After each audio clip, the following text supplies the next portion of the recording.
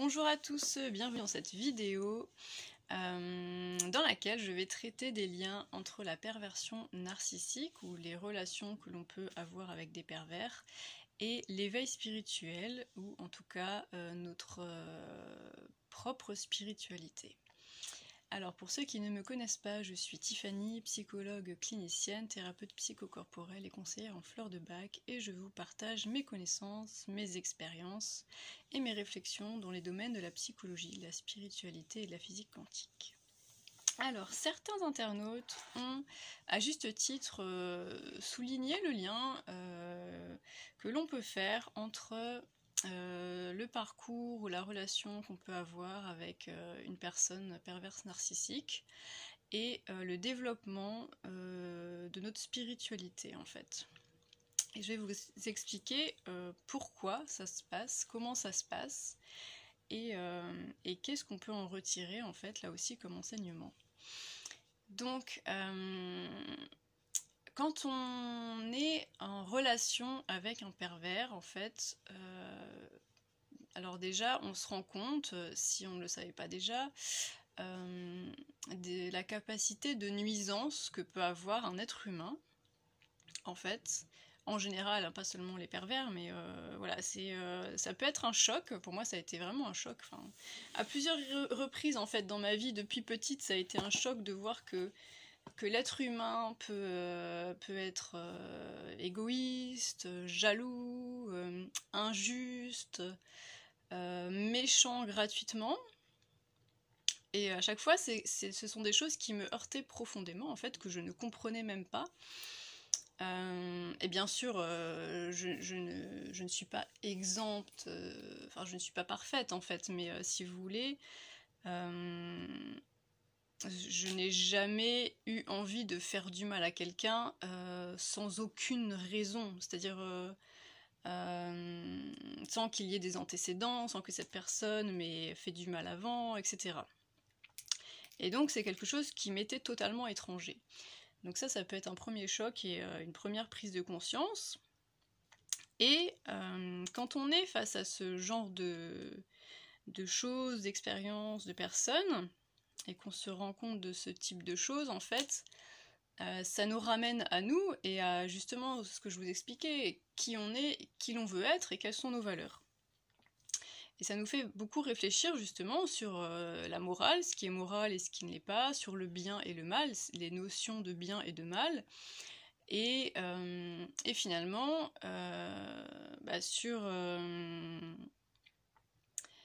sur des valeurs qui sont plutôt de l'ordre justement de la spiritualité, de la transcendance, même si le bien et le mal,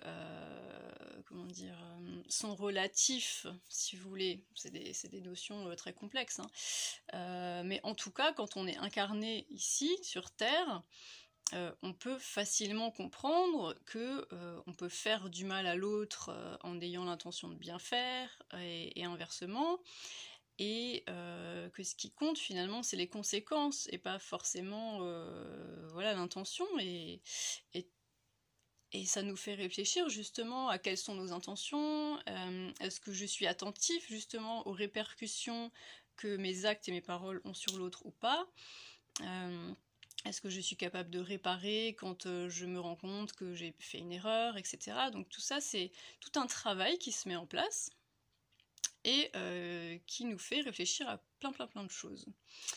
Et alors moi, ça a été très profond puisque j'avais déjà, si vous voulez, une sensibilité depuis petite à la spiritualité, j'étais déjà très connectée. Et du coup, ça a pris des proportions phénoménales, si bien que le livre que j'ai écrit suite à mon expérience, je voulais l'appeler donc l'appel de mon âme. Mais finalement, le titre était quasiment déjà pris au moment où j'ai voulu l'éditer. J'explique ça dans une autre vidéo. Mais du coup, j'ai choisi ce titre, donc se reconnecter à sa guidance intérieure. Et mon éditeur m'a dit, mais il faut quand même que tu précises que tu parles de manipulation dedans. Donc j'ai mis le sous-titre sortir de la manipulation. Et vous voyez comment ce qui m'est resté en fait de cette expérience, c'est ça. Ce qui m'est resté, c'est que je me suis reconnectée à quelque chose de tellement important pour moi et tellement, comment dire, tellement beau, tellement nourrissant et transcendant, que c'est ça qui prend le pas sur tout le reste. Alors vous voyez en plus l'illustration, c'est-à-dire que ça prend tellement de place et ça écrase ce truc-là, la manipulation finalement. Voilà, ça a été presque un prétexte pour aller vers quelque chose de tellement essentiel que c'est ça le plus important en fait. Le plus important c'est de vous reconnecter à qui vous êtes réellement. Et pourquoi le pervers réussit à faire cet exploit? Parce que justement, il vous montre l'opposé de ce qu'est une spiritualité incarnée. C'est-à-dire que la perversion, c'est n'en avoir rien à faire des conséquences de ses actes. C'est justement offrir au monde une image qui est tellement, tellement loin des valeurs et des principes spirituels, que ça nous montre ce que l'on risque justement à ne pas être conscient, ce que l'on risque de devenir si on n'est pas conscient de ce qu'on fait, de ce que l'on incarne, et si l'on omet de travailler sur soi, on risque de tomber justement dans des travers qui sont nuisibles pour les autres et pour nous-mêmes, et qui n'élèvent pas notre conscience. Et en nous mettant en face de ça, en fait, on nous remet en face, finalement, de nos propres principes et de notre essence. Notre essence, voilà, nous sommes des âmes incarnées sur cette terre, et notre essence, c'est l'amour, en fait. Et le pervers, alors certains, vous allez tomber sur des profils qui peuvent vraiment essayer de vous pervertir, c'est-à-dire de vous emmener dans leur monde, où justement tout est noir, où on peut faire confiance à personne, où le monde est hostile, et tout ça, en fait, c'est tellement éloigné de ce que l'on peut vivre en tant qu'âme, c'est-à-dire justement vivre dans la foi, la confiance, savoir que justement le monde n'est pas là pour nous nuire, en fait. Le monde, il est... C'est pas qu'il est neutre, mais il répond à notre propre vibration. Donc forcément, si vous émettez une vibration absolument noire et pessimiste, bah, il va vous renvoyer ce truc-là.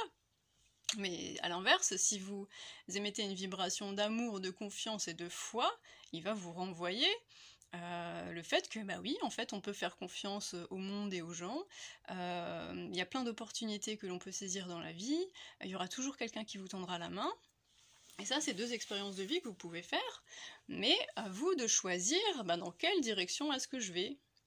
Où est-ce que je mets mes croyances, où est-ce que je mets ma foi, où est-ce que je mets... dans quelle direction est-ce que je dirige mes pensées et mes actions, et en faisant ça, en expérimentant ça, vous vous rendez compte que le pervers a tort sur toute la ligne, en fait. D'accord? Enfin, il a tort de votre point de vue, puisque vous n'allez pas vivre la même chose que lui. Alors peut-être que lui, il se crée sa réalité, justement, et il vit une réalité totalement distordue, mais ce n'est que sa réalité. Donc, c'est important d'en passer par là, finalement, pour voir à quel point nous sommes les créateurs de notre expérience de vie. Et ça nous ramène à ça, ça nous ramène à cette vérité-là, et aussi à se demander, j'ai un certain temps imparti sur cette terre, qu'est-ce que je vais en faire? Dans quelle direction est-ce que je veux aller? Quelles traces je veux laisser sur la terre, hein? Qu'est-ce que je veux transmettre, soit à mes enfants, soit aux générations futures, ou à tous les gens finalement, à tous les gens que je vais croiser dans la rue, même énergétiquement, même inconsciemment, vous laissez une trace en fait. On baigne dans un champ d'information. La plus petite interaction que vous avez avec quelqu'un, ça va laisser une trace. Quelle trace vous voulez laisser? Ça, c'est une question intéressante à se poser parce qu'elle va colorer justement vos intentions au quotidien. Moi, je suis tombée sur quelqu'un qui m'a clairement dit je veux te détourner du droit chemin. C'est mignon, mais en fait, ça a fait l'effet inverse, si vous voulez. Je me suis dit waouh. Alors déjà, si vous voulez, je me suis rendu compte qu'il avait capté chez moi quelque chose qui était chez moi tellement naturel que je m'en rendais presque pas compte en fait, c'est que justement, je veux être quelqu'un de bien. Je veux être quelqu'un qui fait le bien et comment dire, mais c'était pas conscient. En fait, je le faisais pas consciemment, voilà, c'est ça. Je le faisais pas consciemment, et grâce à cette relation, un jour, je me suis dit, alors je me rappelle plus exactement qu'est-ce qui s'est passé juste avant, mais je me rappelle très bien, comment dire, avoir pris la décision ferme et définitive que, à partir de cet instant-là, à partir du moment où j'avais conscientisé ça, j'ai posé l'intention que chaque jour que je passerai sur cette terre, je le passerai à servir le bien. Et ça, sans cette expérience, je n'aurais pas, vous voyez, je n'aurais pas posé cette intention de cette manière-là. Ça n'aurait pas été un engagement ferme que je prenais vis-à-vis de moi et vis-à-vis du monde. Et grâce à cette expérience, je l'ai conscientisé et je l'ai posé de cette façon. Peut-être que je l'avais fait avant de m'incarner, je ne sais pas. D'accord, certainement. Mais en tout cas, ça m'a permis de reposer ce truc-là une fois arrivé sur Terre et à me reconnecter justement à qu'est-ce que je suis venue faire ici et quels sont le sens de mes actions. C'est-à-dire que je pose l'intention régulièrement aujourd'hui. Quoi que je dise et quoi que je fasse, je veux que ça soit dans le sens du bien, je veux que ça soit dans le sens de la justice, je veux que ça soit dans le sens de la vérité. Je veux être le plus juste et honnête envers moi-même et envers les autres. Et ça veut pas dire que c'est facile en fait. Il suffit pas de poser l'intention si vous voulez, parce que la vie va vous mettre en face de choses où des fois c'est des situations complexes qu'il faut justement analyser, détricoter pour savoir quel est justement le sens de la justice dans cette situation. C'est pas forcément si évident que ça. Comme je vous disais, on peut avoir une bonne intention et finalement des conséquences négatives pour les autres. Donc ça, il y a plein de choses à prendre en compte.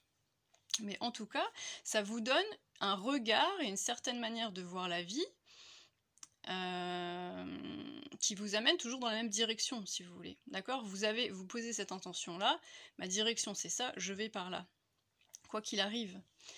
Et vous allez aussi moi je me suis rendu compte avec cette histoire, c'est que quand j'avais besoin d'aide, et que je demandais de l'aide en mon fort intérieur, parce qu'on se sent très seul, on est isolé dans une relation avec un pervers, à un moment donné, on se tourne vers Dieu, vers l'univers ou que sais-je, pour dire « aidez-moi, quelqu'un, je vous en prie », et on se tourne vers quelque chose de transcendant, parce qu'on n'a pas d'autre choix en fait, parce qu'on a l'impression que les autres peuvent pas comprendre, même nous on ne comprend pas ce qui se passe, et du coup la transcendance elle vient de là, et on se rend compte qu'en fait il y a toujours des réponses qui arrivent.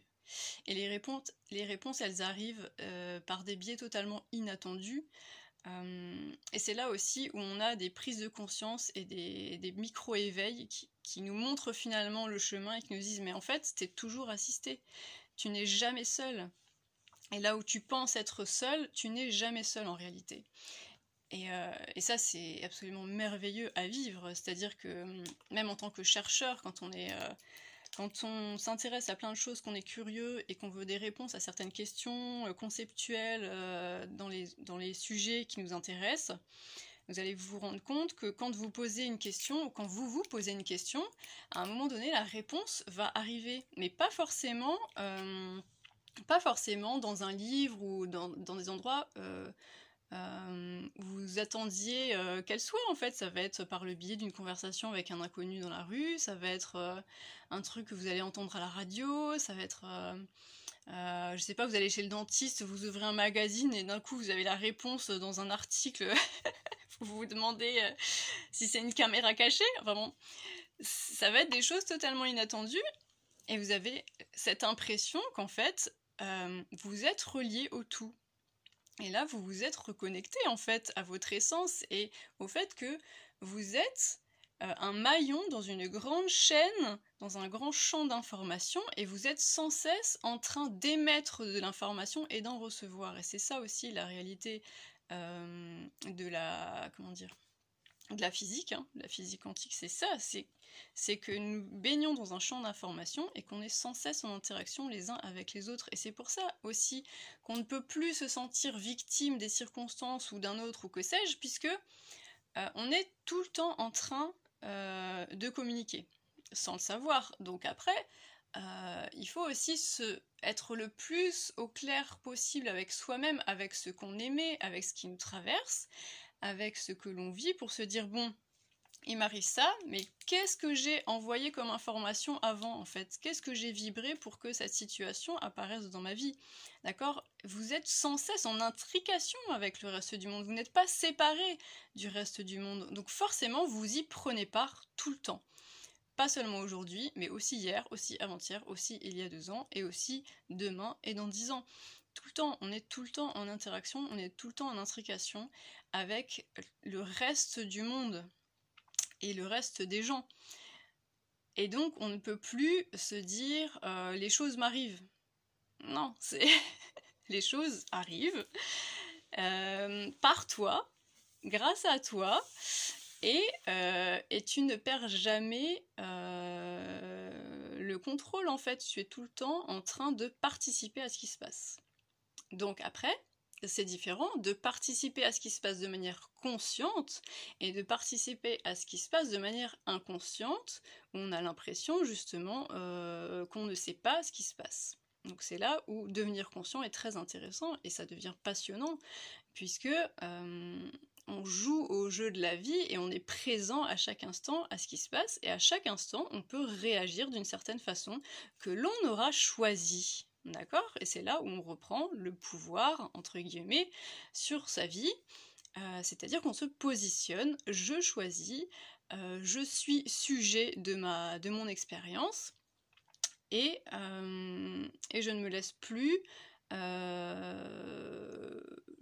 comment dire, je ne subis plus en fait, je ne subis plus rien, je deviens acteur de ma vie.